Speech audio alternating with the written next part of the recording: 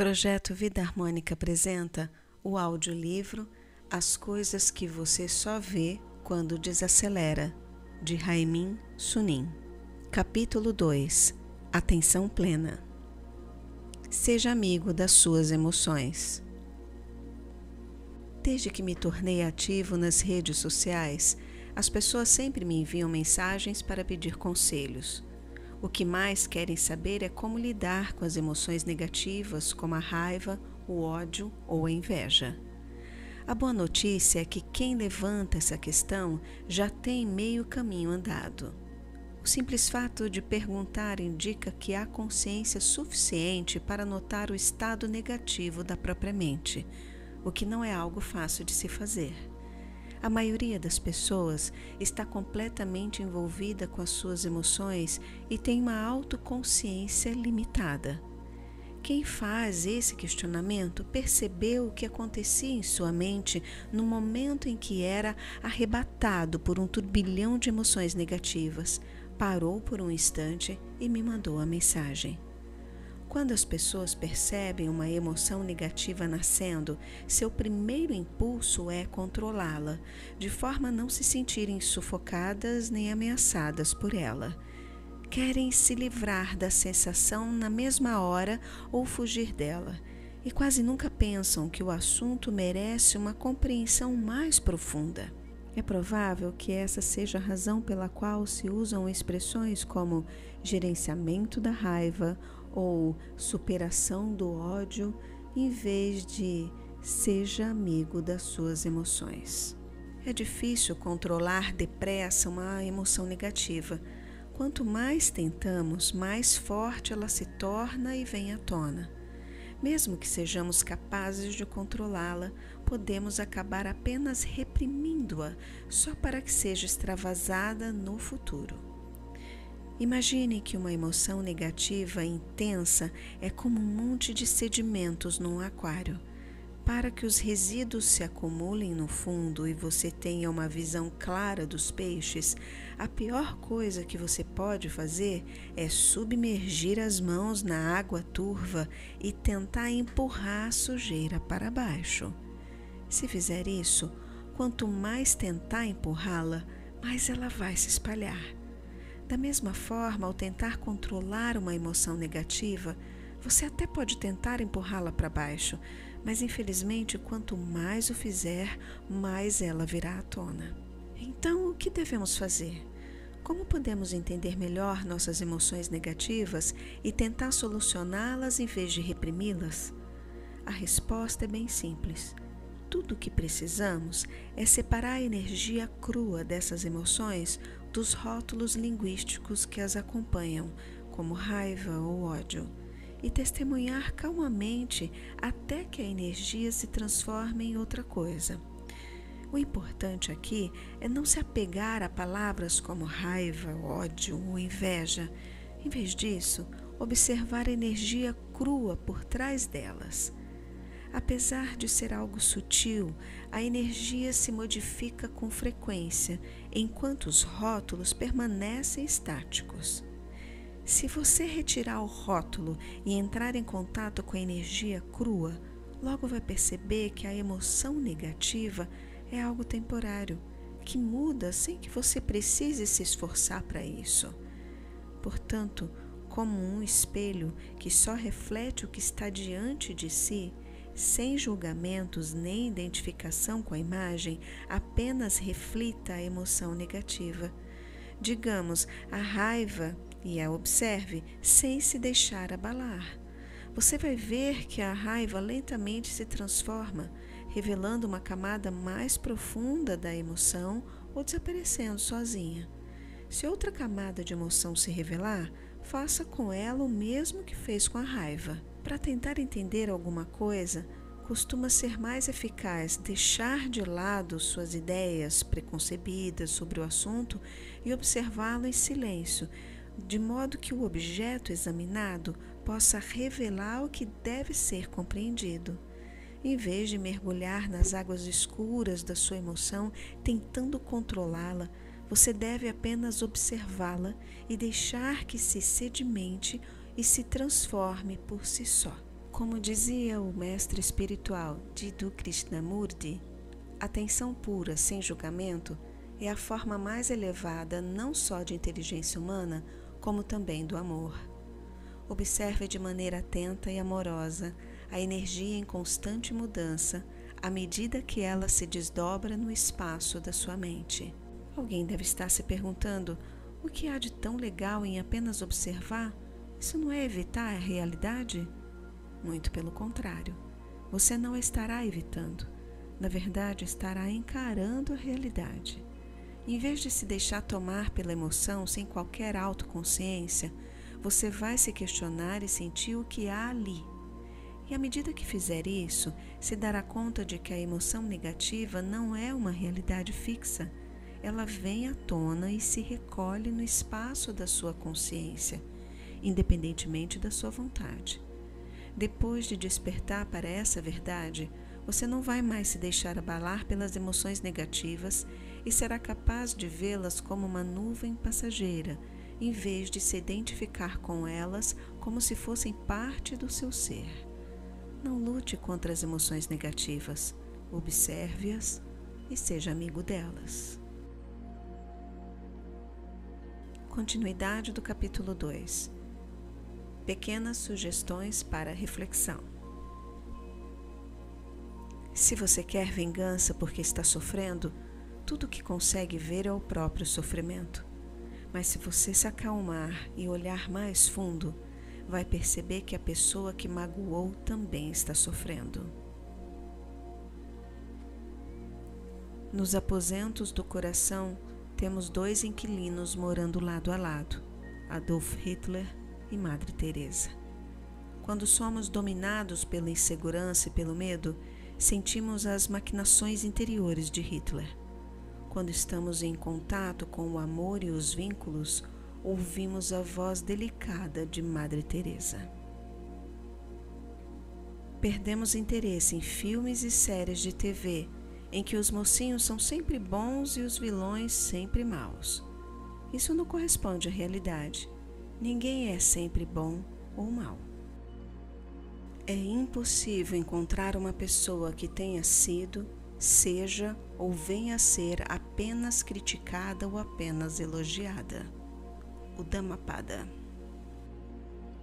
Um moralista rápido em julgar os outros não costuma ser capaz de enxergar os próprios defeitos.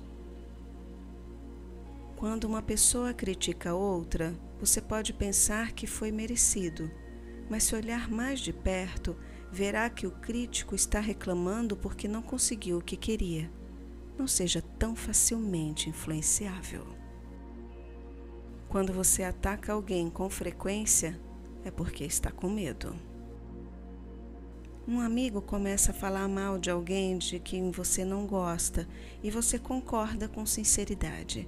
Mas então fica inevitável se perguntar: quando não estou por perto, será que ele fala mal de mim também?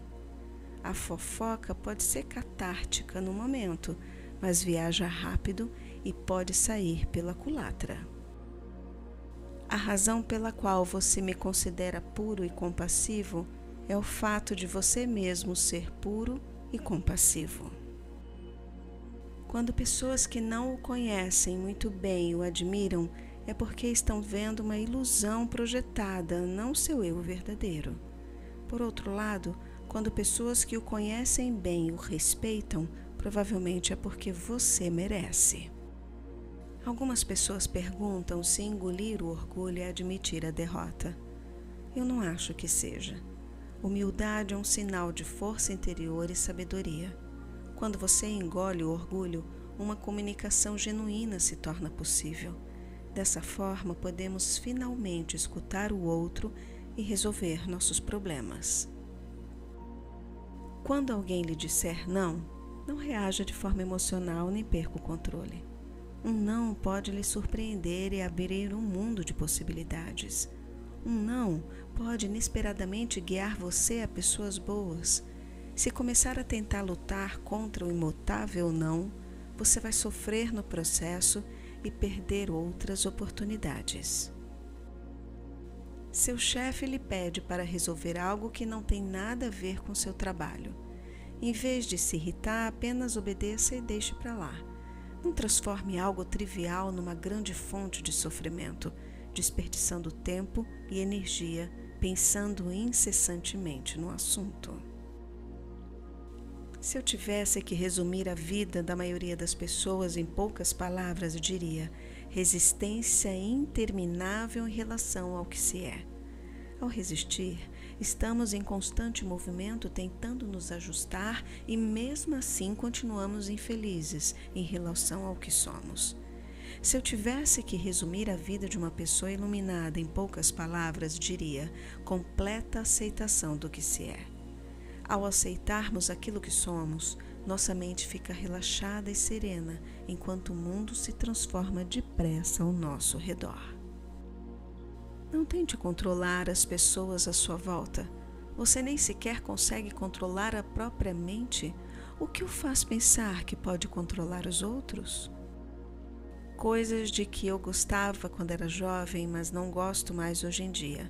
Viagens de avião, buffet de comida liberada, filmes de terror, ficar acordada a noite toda.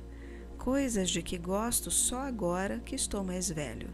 Mozart, arroz integral, meditação, passar um tempo sozinho, exercícios regulares. Nós mudamos sem perceber. Estamos em meio a uma mudança neste exato momento. Não lamente o fato de o mundo ter mudado. Não se ressinta porque as pessoas mudaram. Avaliar o presente através das memórias do passado pode causar tristeza. Quer você queira ou não, a mudança é inevitável. Abrace e acolha essa transformação. Seja um objeto, um pensamento ou um sentimento, se emergiu do vazio, logo vai mudar de forma e se recolher de volta ao vazio.